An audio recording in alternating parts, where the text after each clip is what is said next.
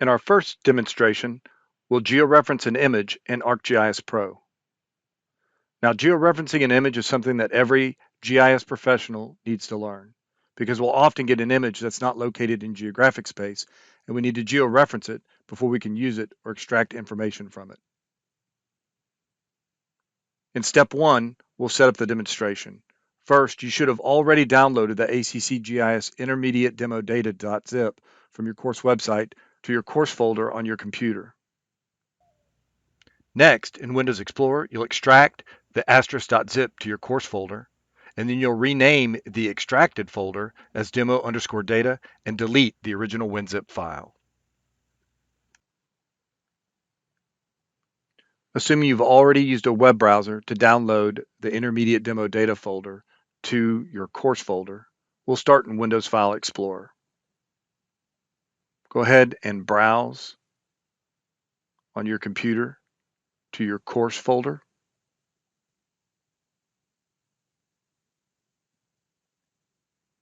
And there you should see your downloaded WinZip archive.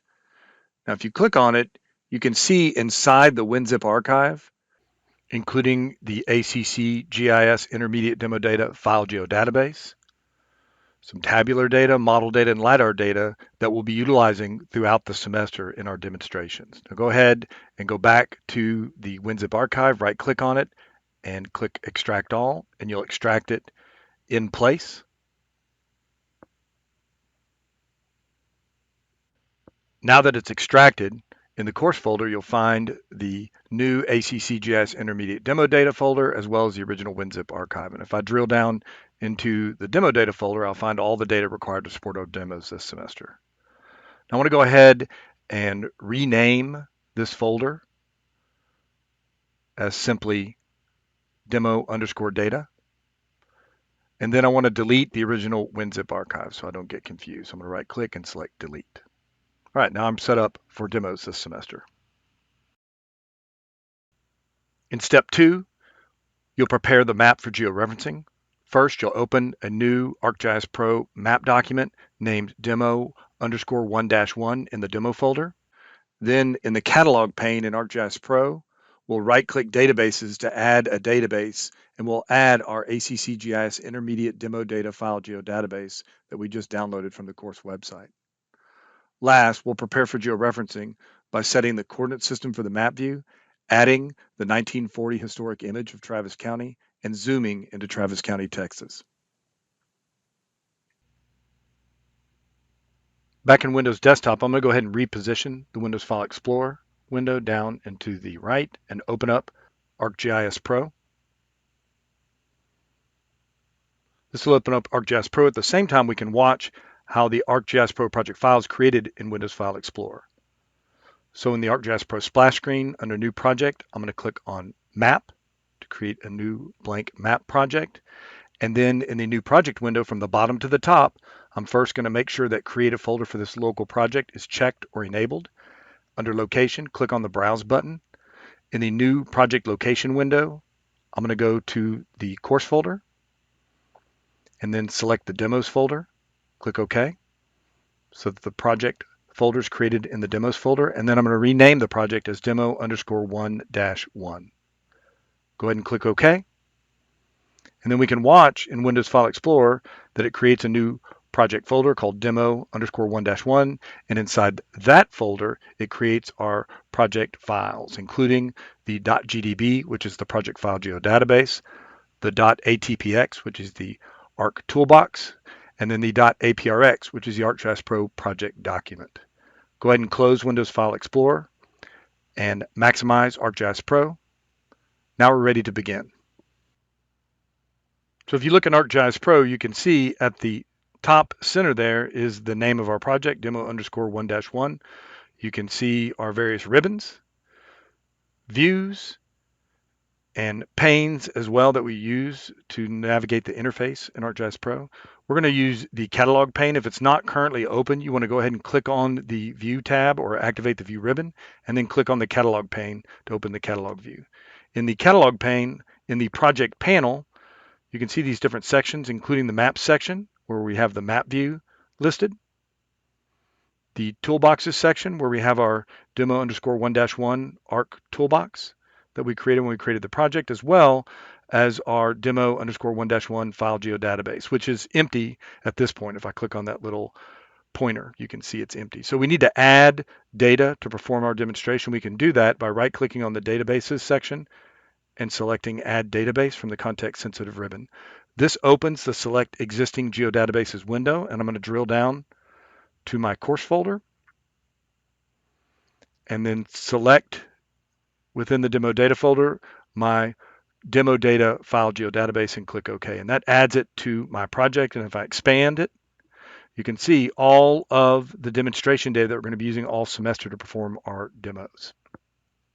Now, but before we begin georeferencing the image, we need to set the project up and prepare the map. And we'll do that by setting the coordinate system. So over in the contents pane, I'm going to right click on the map view and select properties.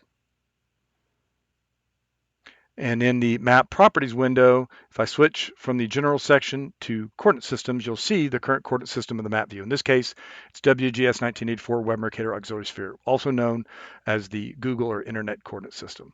And we want to switch it to our locally state plane projected coordinate system. So I'm going to drill down under projected coordinate systems, under state plane, scroll all the way down to NAD 83 US feet, the most generic division of state plane, and then scroll about 3/4 of the way down until I find the Texas state plane coordinate systems. There's 5 zones: central, north, south central, and south. And Travis County is located in the central zone. So I'm going to select the central zone, and that switches the coordinate system for the map view to NAD 83 state plane Texas central zone. Now, if I go to the details, I can see all of the parameters used to construct this coordinate system, including the unique identifier, WKID 2277, that I can use to identify this coordinate system. So a shortcut would be to go to the search text box and type in 2277, click enter on your keyboard, and that automatically finds your desired coordinate system, in this case, our state plane Texas Central Zone coordinate system. So with that set as our map view coordinate system, I'm going to click OK. And you can see it switches the projection from a cylindrical coordinate system to a conic coordinate system. That's the projection surface that we used for Texas state plane. I'm going to go ahead and zoom in on the central US all the way to Texas. And there you can see Texas in the middle of my view.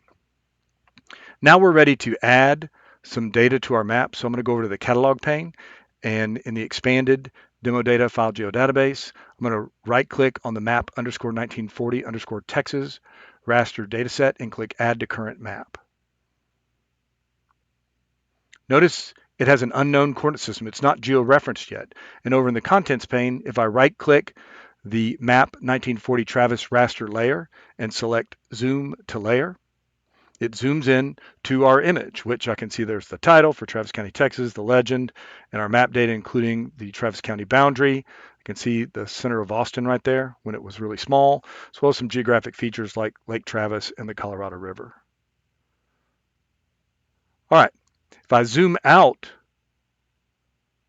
notice that Travis County is in the middle of a body of water. And if I keep zooming out, I can see that it's actually located at 00 in the state plane coordinate system, which in our Cartesian coordinate system puts it out in the Pacific Ocean in this case. So we would need to georeference that Travis County image so it's in Travis County. Now the last thing I want to do to prepare our map is to go ahead and zoom in on Travis County. So it's in the center of Texas, just using the mouse wheel, pressing it down to pan and then spinning the mouse wheel to zoom in. There I can find Austin, located on the eastern edge of the hill country, and then zoom in. And now I'm going to incrementally zoom in slowly till I see the county boundaries display. There they are right there. And then I'm going to center my map view on Travis County boundaries because we're going to use that to georeference our map. All right, I'm going to go ahead and reset my interface and save my ArcGIS Pro project by clicking on the Save button on the Quick Access toolbar.